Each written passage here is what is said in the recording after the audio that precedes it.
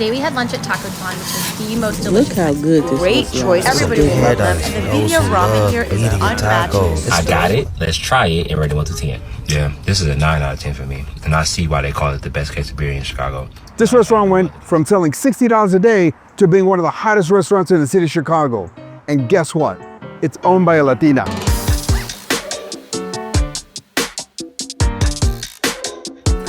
Jessica, in your journey, what would you say has been your most empowering moment as a Latina business owner?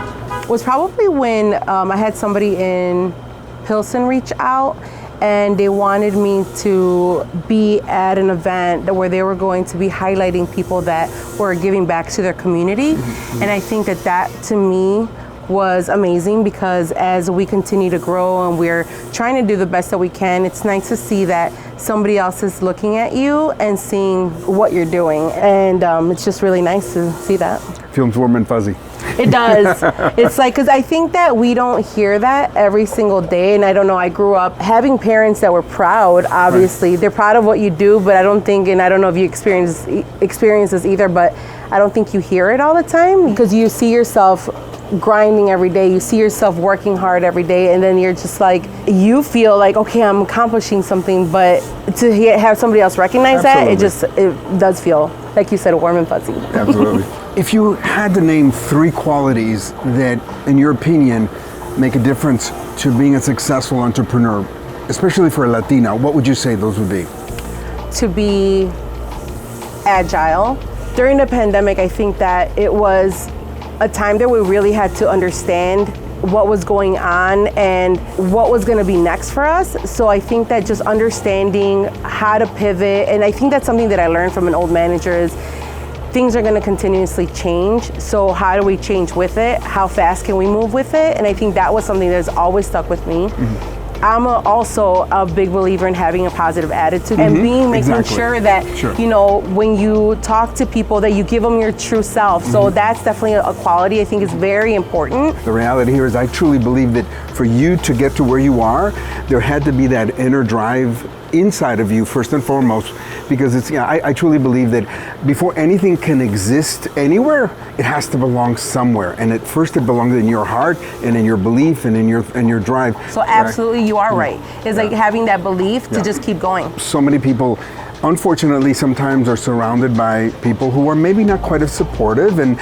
maybe don't quite believe or see the vision that you have of what you want to do. Your belief system works because you're here and you're succeeding, and you're not only succeeding, you're succeeding exceedingly well, super well. And so it's beautiful to see that, especially as a Latina businesswoman. Yeah, no, I think that you're 100% correct. But then what I would say is to those businesses or those people that would that sometimes hear that they can't do it or whatever, is, well, then you're not hanging out with the right people. Because you have to, success needs to hang out with success. You have to surround yourself with people that are making things happen, because if you don't, I feel like there will be no growth. I can't have anybody mess with my energy. So, yeah. Beautiful. You know, we tend to want to be with people that have similar energy. And there's so much to be said about that. What one aspect of who you are, Jessica, that has made a significant difference in your success? What do you believe to be that? When it comes to Jessica and what makes this successful, I would say that being my true self on social media and just telling people that we're here and really grinding. And it's funny because my father says that I'm way too honest sometimes on social media, but I feel like people have to see the ups and downs of the entire business. I do have a lot of followers that are from the industry, and they need to see that it's not all warm and fuzzy and it's not all butterflies. And so I think they need to see what really happens day in and day out. And I also think that they see that journey of, wow, you started out with absolutely no customers, where we laugh now, we're going to festivals, we're being recognized for different things. And to see that a lot of it has to do with our presence on social media, me getting those people in here, I think that's what stands apart and makes us successful.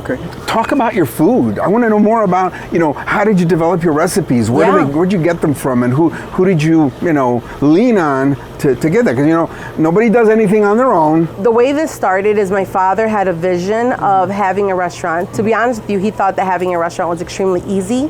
He thought that... Most people do. They do, and they think that having a restaurant, it means success and it means money. I don't know why he would think that, but that's what he wanted to do. Okay. And then it started with his recipes, or him and my mom, of like understanding how to make the lengua and things like that. But I think that during the pandemic, we had a special, and our cook, who's still with us, brought the birria on, and she just said like, hey, we'll make it. But my father was like, oh, I'm only chivo. And then that's how we do it. And we're like, yeah, but this is different. So we made it with beef, and it has been successful ever since.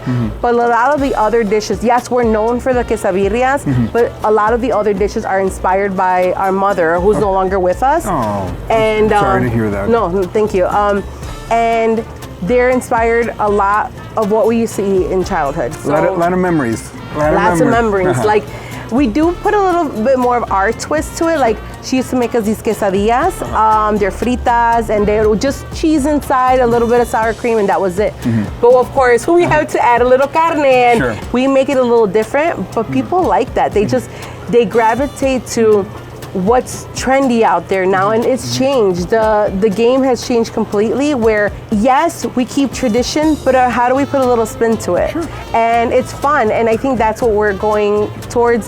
That is our concept, is let's keep tradition but make it fun again. Absolutely, because I mean, at the end of the day, if you kind of are familiar with Mexican cooking, even in Mexico, it's evolving. It's not staying the same. Everything changes, and it's kind of like what you said earlier about how you have to adapt, you have to change with things that are going on around you, and the same thing holds true in a sense for food. We collaborated with a Puerto Rican restaurant, birria mac and cheese, and it's like, they laugh at me, they're like, birria does not have to go on everything. It's like, but why? Why not? Why not? Why not? So it's just fun, but we keep our traditions in that sense. Sure. You know, I wanted to ask you, considering you're a female, businesswoman, how has that been potentially a superpower or a detriment? So we're gonna keep it real.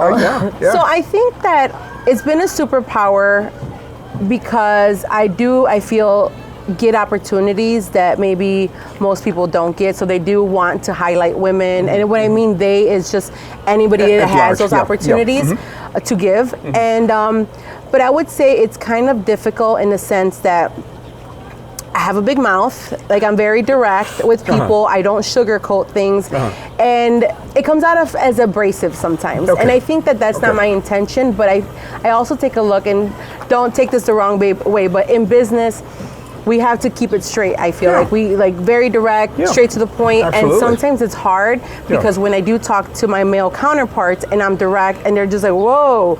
And it's like, but my intention is not to be like abrasive or anything, but it's more so, if it was you talking like that, I feel like they would be like, oh. They wouldn't even think twice about it. He's a strong man, but it's a woman, and they're just, I think like most people aren't used to seeing somebody like in charge and talking about it and trying to navigate that without hurting feelings, I would say. That has been the hard part.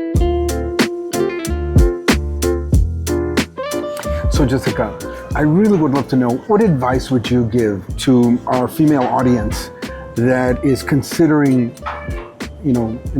starting a business, getting into the whole business world? I would definitely say that they should not be afraid to ask for help, because while there are some people that maybe just want to stick to their own lane and not help out, there's so many more people that are willing to do everything to make sure that these people or these women succeed. So I would say, if at any point you have questions or concerns of how to grow your business or how to even get to where they are, hang out with those people and just ask a bunch of questions, because they will help them. So don't be afraid to really sell that business to as many people as you can. And what I mean by that is, I take Tacotlan, for example. When I believe in something so passionately, I will tell everybody about it. I will bring a quesabirria to you at whatever job you have. So I honestly want everybody to know how amazing my product is. So I think that one of the things that we end up doing is maybe shying away from our product, or being like, oh, maybe she's talking about it too much. But if I'm in business, people need to know why I'm in business and that I believe in my product so much that I'm willing to bring it anywhere. What would you like people to think back when you're retired and they kind of looking back on Tecotitlan, what for you would be something that you would hope people, that it resonates with them? I would say that I want people to know that they have an advocate out here helping them navigate their small business, because it is extremely hard to have your business, even more so for a woman. And so letting them know that, hey, Jessica was there to help answer those questions and really help them grow. But then more importantly, that I keep saying it even to the elected officials, like, I will die on this hill of making sure that small businesses continue to thrive.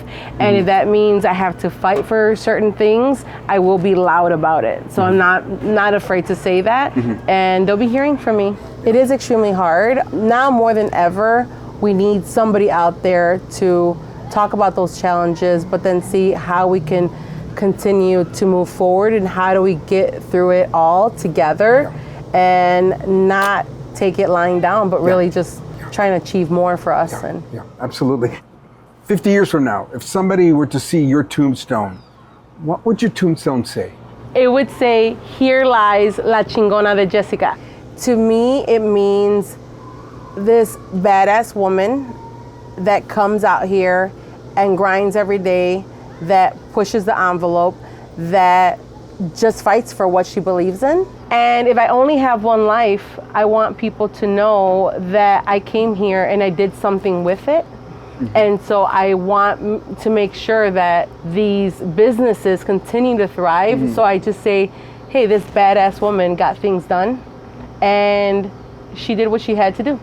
Like when all those thousands of cars are like going behind my my hearse, I want them to know that I fought for them. Like that is what I want that legacy to be, because this is a tough world. It's hard. Not a lot of people make it, and you have to have that mentality that I will make it.